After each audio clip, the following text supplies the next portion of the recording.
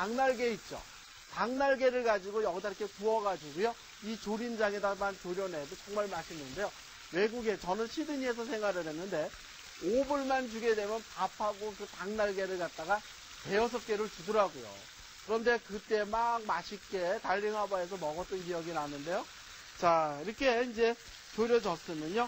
한번 요거를 갖다가 프라이팬 옆에 끓는 조림장으로 옮겨보도록 하겠습니다. 자, 여기다가 이렇게 옮겨서 넣어주시고요. 자, 와, 노릇노릇하게 졸여졌네요. 자, 이렇게 해주시고, 그 다음에 이제 여기에 프라이팬은 좀 치워주시고, 이거를 조금 센 불로 한번 옮겨보도록 할게요, 다시.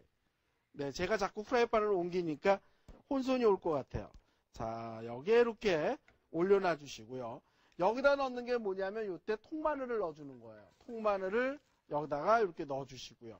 그럼 조림장에 통마늘이 맛이 이렇게 나와가지고 굉장히 좋거든요. 자, 통마늘 여기다 이렇게 넣어주시고, 조림고추는 나중에 넣을 거예요. 조림고추는 또 나중에 넣는 거거든요. 자, 그래서 이거는 꼭 덮밥이 아니라 졸여가지고요. 도시락 반찬으로 넣어주셔도 되고, 와인하고 먹어도 근사합니다. 자, 이런 식으로 이렇게 뒤집어 주세요. 자, 이렇게 뒤집어 가면서 졸이는데요. 지금 보시면은 조림장이 많은 것 같은데요. 이게 빨리 졸아 없어져요. 맛술이다 보니까 증발하는 속도가 굉장히 빠르거든요. 맛술은 우리나라, 그러니까 일본에서 만들어 놓은 조미료의 일종인데요. 청주를 갖다가 끓여서 불을 질러가지고 알코올 성분을 다 날린 다음에 거기다가 설탕, 그런 당을 집어넣어가지고 만든 게 맛술이거든요. 그렇기 때문에 냄새나고 그런 음식을 할 때 곧잘 첨가를 하고요. 윤기나게 졸일 때에도 맛술을 곧잘 집어넣습니다. 자, 그래서 지금 여기에 보면 이렇게 졸여지고 있는데요. 자, 이렇게 졸여졌을 때 조림고추를 넣으시면 되거든요. 그래서 한 번만 더 이렇게 뒤집어서, 네, 간이 고루고루 가게 해주시고요. 여기다 이제 조림고추를 넣는 거예요, 이때. 조림고추를 넣게 되면은 새파랗게 졸여지는 게, 그 고추도 맛있어요. 그런데 조림고추 맵지 않은 거 아시죠? 그래서 아이들도 주시면 좋을 것 같아요. 자, 여기에 이렇게 거품이 막 자글자글자글하게 생길 때 이렇게, 네, 고추를 넣는 겁니다. 자, 고추 넣은 것도 이렇게 볶듯이 졸이듯이. 자, 국물이 점점 없어지죠. 그래서 여기에 이렇게 이제 썰어가지고 밥 위에 올리면 좋은데, 일본 사람들은 이런 덮밥을 참 즐겨 먹더라고요. 뭐 예를 들어서 이렇게 국물을 만들어가지고 걸쭉하게 먹는 덮밥도 먹지만, 이렇게 보송보송하게 먹는 덮밥도 곧잘 먹거든요. 자, 그래서 이거를 바짝 졸이는 것보다는요, 약간 국물 있게 졸이는 방법도 좋습니다. 그래서 여기에 이렇게 다시 한번 뒤집어서 해주는데요. 와, 고추의 그 향이 너무 향긋하게 좋으네요. 왜 우리 이렇게 돼지고기 가지고 막 장조림 했을 때 고추 집어넣으면 고추의 그 풋풋한 향내 올라오잖아요. 그런 향내가 막 코를 찔러요, 지금. 네. 자, 그래서 이제 이렇게 졸여졌으면 칼도마 있는 데로 옮겨가지고요. 한번 꺼내서 담아보도록 하겠습니다. 자, 여기에 이렇게 됐으면, 네, 여기다 이렇게 옮겨놔 주시고요. 그 다음에 이제 한 옆에다 이렇게 밥 준비한 거 놓고요. 제가 썰어서 이렇게 한번 담아보도록 할게요. 자, 여기에 이렇게, 와. 자, 이렇게 네, 써는데요. 뜨거우니까 어떻게 써느냐면요. 젓가락으로 이렇게 눌러주시고요. 이렇게 썰어주세요. 이런 모양이 되게끔 이렇게 썰어서 해주시고요. 그 다음에 여기서 이렇게 가지런하게 이렇게 올리는 거예요. 자, 뜨거우니까 칼을 이용해가지고 이런 식으로 이렇게 올려준다는 얘기죠. 여기다 이렇게 올려주시고요. 그 다음에 이제 한 옆에다가 무엇을 담을 거냐면요. 조림고추 있죠? 조림고추도 여기다 이렇게 담아주세요.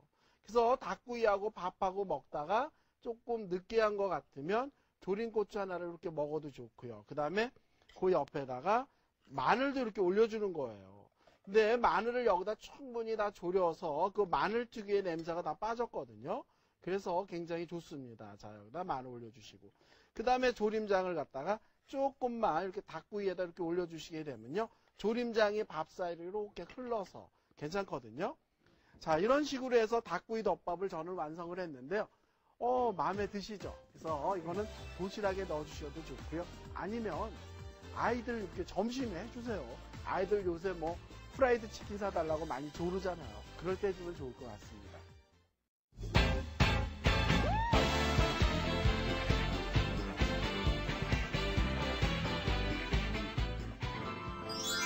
두 번째 요리, 콩나물 고추장 무침.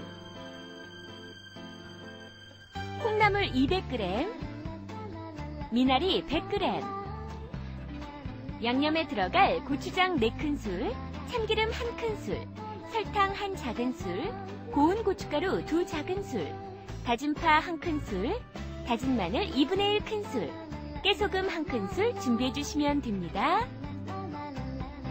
와, 우리 서민들 식탁에는요, 콩나물이 빠져서는 안 될 것 같은데, 그 콩나물을 조금은 더 색다르게 먹는 방법을 가르쳐 드릴게요. 전라도 분들은 아마 아실 것 같기도 하고요. 콩나물을 오늘은요, 고추장에다 무칠 건데, 콩나물만 고추장에다 무치는 게 아니고요, 미나리도 들어갈 거거든요. 자, 그래서 먼저 미나리를 손질하는 방법을 알려드리겠습니다. 여기에 보시게 되면은 미나리가 이렇게 준비가 되어 있는데요. 요새 미나리는 참 오동통해요. 이렇게 아주 통통하거든요. 그래서 이렇게 미나리 뿌리 있는데 다 잘라주시고요. 그 다음에 대를 쭉쭉쭉쭉쭉 내려와가지고 여기에 보시면 이렇게 이파리를 이렇게 전부 떼어낸 거거든요. 오늘은 이파리가 들어가면 지저분하기 때문에 이렇게 통짜로 준비를 한다는 얘기예요. 그러면 이 미나리 데치는 요령을 알려드리겠습니다. 자리를 옮겨가지고요. 어떻게 데치느냐면요. 물이 이렇게 끓고 있을 때 여기다 집어넣는 게 미나리를 이렇게 이파리 쪽을 이렇게 쥐고서 이렇게 해주세요. 이런 식으로 해서 조금만 이렇게 담가 주시고요. 여기다 이렇게 뉘게 되면은 미나리가 익는 시간이 똑같아지거든요. 그런데 미나리를 갖다가 잘라서 데치게 되면 정말 볼품없어져요. 그래서 이렇게 통통하게 살아있게끔 이렇게 미나리를 파랗게 이렇게 데치는 겁니다. 그래서 미나리가 이렇게 파랗게 데쳐졌다는 생각이 들면요. 국숫가닥 건지듯이 이렇게 건져가지고 옆에 냉수에다 담가주시면 되거든요. 그래서 옆에 냉수에다 이렇게 담궈서 준비를 해주시고요. 그 다음에 이제 이거를 갖다가 자리를 옮겨가지고 물기를 짜는 거를 하고요. 요건 잠깐만 이렇게 좀 놔둘게요. 왜냐면 약간 냉수에 들어가서 이렇게 차게 식어야 되니까 이렇게 놔두고요. 그동안에 또 데칠 게 뭐냐면요. 콩나물입니다. 콩나물을 우리는 꼬리 같은 거를 곧잘 안 다듬고 하는데요. 꼬리에는 아스파라긴산이 있어서 다듬지 않는 것도 물론 좋아요. 하지만 오늘은 조금 이렇게 보기가 좋아야 되니까 꼬리를 다듬었는데요. 나는 꼬리를 다듬기 싫다라고 하면 다듬지 마시고요. 그 대신 머리는 붙여두세요. 머리에는 레시틴 성분이 있기 때문에 머리가 좋아진다고 하잖아요. 그래서 이렇게 콩나물은 꼬리만 따서 준비를 해놓고요. 자리를 옮겨서 한번 넣어보도록 하겠습니다. 콩나물을 여기다 이렇게 집어넣을 때는요. 콩나물을 이렇게 뚜껑을 안 닫아도 돼요. 물이 그냥 팔팔팔팔 끓는다는 생각이 드시게 되면요. 소금도 넣지 마세요. 만약에 여기다 소금을 집어넣게 되면은 삼투압 작용에 의해서 콩나물이 실처럼 가늘어지거든요.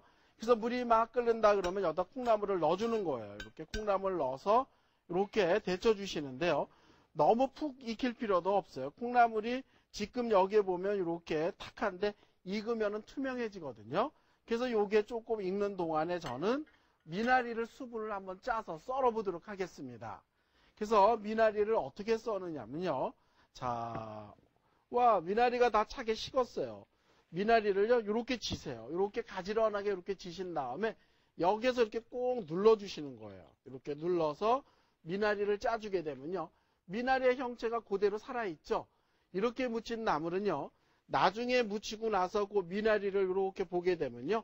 통통한 게 미나리가 그대로 그 형체를 가지고 있는데요.